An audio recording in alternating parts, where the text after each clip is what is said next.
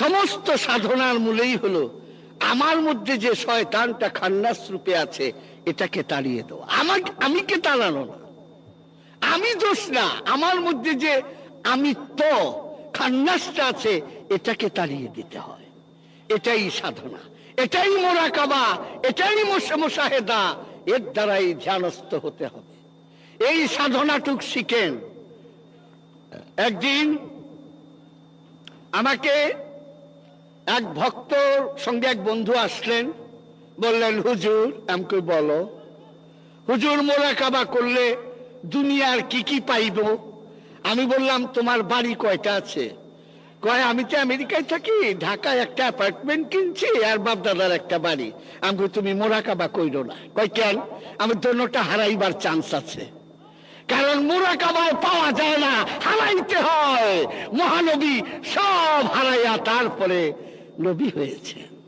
খাদিজাতুল কুবরা ঐতিহাসিক সত্য হিসাবে জানে জাজিরাতুল আরবের মধ্যে সবচাইতে বড় ধনী ছিলেন, সব টাকা পয়সা দিয়ে দিচ্ছেন।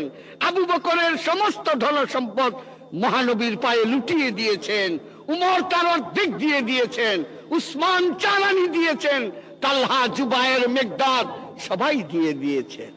এত ধন সম্পদ মহানবীর ইন্তেকালের সময় ঐতিহাসিকরা বলেন ইহুদির কাছ থেকে কর্য করা কিছু জৈতুনের তেল পাওয়া গিয়েছে, 550 2 সা জব পাওয়া গেছে, গম না, জবের রুটি গন্ধ করে, জবের ছাত্তু মজা। 550 জব পাওয়া গেছে,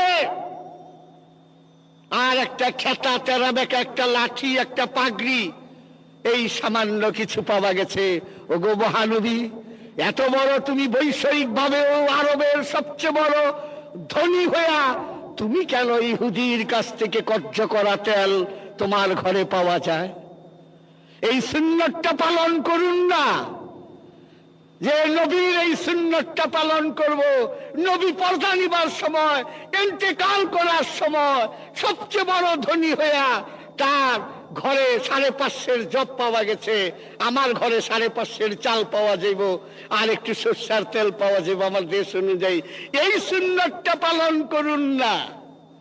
এটা তো আমার নবীর শেষ সুন্নত। আর প্রথম সুন্নত, হায় হায় হায়, 130 কোটি মুসলমানের একটাও পারব না। ওই সুন্নত পালন করতে গেলে যুগান্তর, ইত্তেফাক, ইনকিলাব, জনকণ্ঠের মধ্যে বিজ্ঞাপন দিতে হবে। প্রথম নবীর সুন্নত পালন করতে গেলে মহানবীর প্রথম সুন্নতটি বলে দেই। আপনি যদি প্রথম মহানবীর সুন্নতটি পালন করতে চান, 24 বছর একদিন যেদিন বয়স, সেদিন 5-7টা পত্রিকার মধ্যে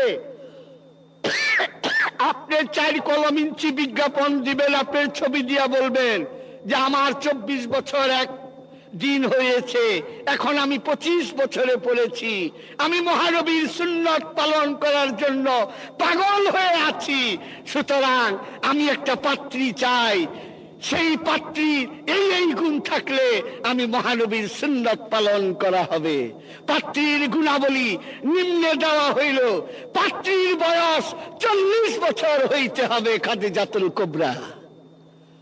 আপনার বয়স 24 বছর একদিন, আপনি 25-এ রানিং, আর বিজ্ঞাপন দিতেছেন যে আমি পাত্রী চাই 40 বছরের বৃদ্ধা খাদিজাতুল কুবরার মতো। আমি প্রথম সুন্নত পালন করব, এই হলো প্রথম গুণ। দ্বিতীয় গুণ হলো তাকে অবশ্যই বিধবা হতে হবে। অনেকে তো 40 বছরে বিয়ে হয় না, বিবাহিত হতে হবে। বিধবা, বিবাহিত হতে হবে, এবং 3টি বিবাহ হতে হবে এর আগে। তারপরে একটি রেডিমেড ছেলে থাকতে হবে, তারপরে আমার সুন্নত পালন করা হবে। আমার মহানবী 40 বছরের বৃদ্ধা আমার মা খাদিজাতুল কুবরাকে বিয়ে করেছিলেন। উনি বিধবা ছিলেন, উনার এর আগে 3টি বিবাহ হয়েছিল, উনার একটি ছেলেও ছিল। এতটিকে কাছে নিয়ে আমার মহানবী 25 বছরের যুবক উনি বিয়ে করেছিলেন মা খাদিজাতুল কুবরাকে। আসুন, কার বুকের পাটা আছে এই সুন্নত পালন করার? এই সুন্নত পালন করা আমাদের জন্য কষ্টকর। তাই পোলাও খায়া মিষ্টি খান সুন্নত, এটা আমরা বলবো। গৃহস্থ কত কষ্ট করে আমারে পোলাও খাওয়াইলো, আমি আবার বললাম পোলাও খায়া মিষ্টি খান সুন্নত, তার মানে গৃহস্থের 12টা বাজাইলাম। লব আর মিষ্টির দোকানে গিয়া মিষ্টি কিনানোর সুন্নত, কারণ ঠিকই রাসূলুল্লাহ মিষ্টি পছন্দ করতেন।